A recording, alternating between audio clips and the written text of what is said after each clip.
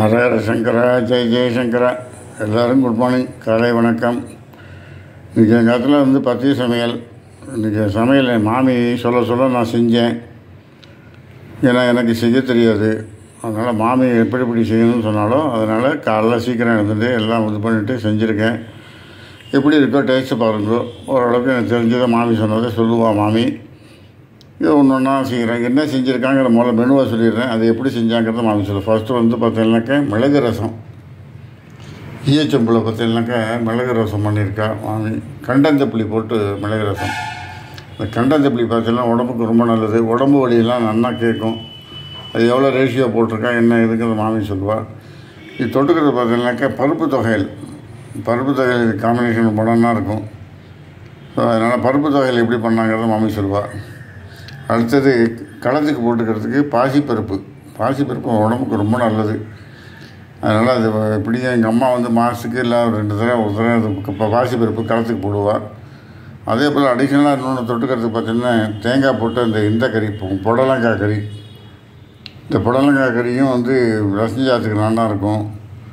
And பருப்பு தொகையிலும் நல்லாயிருக்கும். கண்டந்தப்புளி ரசம் எப்படி மாமாவுக்கு சொல்லி கொடுத்தேன்னா, கறி பண்ணியிருக்கிற இலிப்பச்சட்டி வச்சிருக்கேன் பாருங்க, சின்ன இலிப்பச்சட்டி. அதில் ஒரு முட்டை நெய்யை விட்டுட்டு 1 டீஸ்பூன் மிளகு, 1/2 டீஸ்பூன் ஜீரகம், 1/2 டீஸ்பூன் கொத்தமல்லி வர, 1/2 டீஸ்பூன் துவரம் பருப்பு, 2 கண்டந்தப்புளி வச்சு அதை நல்லா மிளகு வந்து நல்லா வெடிக்கணும். ஆனால் ஜீரகம் வறுக்க வேண்டாம்.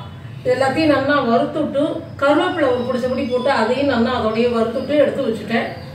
புளி 2 தக்காளி நல்லா கசக்க சொல்லிட்டு அதில் புளி கொஞ்சமாக ஒரு சின்ன கொட்டமாக கலவு புளி கரைச்சி ஊற்றி உப்பு போட்டு கட்டி பெருங்காயம் போட்டு கருவேப்பிலை கிள்ளி போட்டு இது பண்ணிவிட்டேன். நல்லா தக்காளி வாசனை போய் பச்சை வாசனை புளி வாசனை போனதுக்கப்புறம் இதை அரைச்சி வச்ச பவுடரை போட்டு தண்ணி ஊற்றி விளாவிட்டேன். பச்சை தண்ணி ஊற்றி நெய்யில் கடுகு தரிச்சு கொட்டியிருக்கேன். இதான் கண்டந்தப்புளி ரசம். அதே இலிப்பச்சட்டியில பருப்பு தொகையலுக்கு அடுத்து ஒரே ஒரு மிளகா வத்தல், ஒரு 50 கிராம் துவரம் பருப்பு, கொஞ்சம் உப்பு, அவ்வளவுதான். செவக்க துவரம் பருப்பை வறுத்துட்டு ஒரு மிளகா வத்தலையும் வறுத்துட்டு கொஞ்சமா தேங்காய், திருவிழா தேங்காய் ஒரு 5-6 ஸ்பூன் தேங்காய் அதையும் வறுத்துட்டு மிக்சியில அரைச்சு வச்சுட்டேன் பருப்பு தொகையலுக்கு. புடலங்காய் கறி உங்களுக்கு தெரியும். நறுக்கி கடுகு உளுத்தம் பருப்பு ஒரு மிளகா வத்தல் தாளிச்சு நல்லா வதக்கினதுக்கு அப்புறம் தேங்காய் போட்டு இது பண்ணியிருக்கேன். இதுதான் மாமா இன்னைக்கு சமையல் பண்ணியிருக்கா. அதனாலதான் உங்கள்கிட்ட நான் சொல்ல நான் சேரப்பட்டு உட்காந்து சொல்லிட்டு இருக்கேன் மாமாட்ட. மாமா நான் சொல்ல எல்லாம் செஞ்சார். ஆனா அது திருப்பி சொல்ல அவருக்கு தெரியாது. அதனாலதான் நான் சொன்னேன். இன்னைக்கு இதுதான் சமையல். லைக் பண்ணுங்க, ஷேர் பண்ணுங்க, சப்ஸ்கிரைப் பண்ணுங்க. அதுதான் எங்களுக்கு இன்னும் கொஞ்சம் உத்வேகமா இருக்கும், எங்களுக்கு இன்னும் என்கரேஜ்மெண்டா இருக்கும். Thank you very much. பாய். புடலங்காய் கறி பார்த்தீங்கன்னா ஸ்ரீரங்கத்தில் வாங்கினது புடலங்காய். அங்கே பிஞ்சாக கிடைச்சிது. இந்த பீர்க்கங்காய் புடலங்காய்லாம் உடம்புக்கு ரொம்ப நல்லது.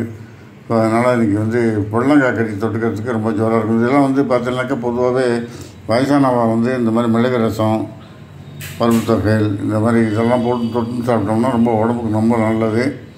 எல்லாம் அதை செஞ்சு பாருங்க. ஏதாவது டவுட் இருந்ததுன்னா மாமிட்ட கமெண்ட்ஸில் கேளுங்க. பருப்பு தொகையல் பண்ணுறது பார்த்தீங்கன்னாக்கா இதெல்லாம் பழைய காலத்து இந்த பருப்பு தொகையல் வந்து ரொம்ப உடம்புக்கு காம்பினேஷன் ரொம்ப நல்லா இருக்கும். அதனால் இது வந்து அப்போ அந்த காலத்தையும் செஞ்சிட்ருக்கேன்.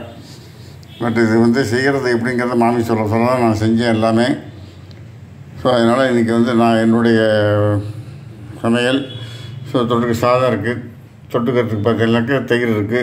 ஸோ வேறு ஏதாவது தொட்டுக்க வேணும்னாக்கா நம்ம கறியை தொட்டு சாப்பிட்ருவோம். ஸோ அதுதான் எல்லோரும் வந்து பார்த்து செஞ்சு பாருங்க. செஞ்சு பார்த்துட்டு எல்லாம் லைக் பண்ணுங்கள், ஷேர் பண்ணுங்கள், சப்ஸ்கிரைப் பண்ணுங்கள் விடாமல்.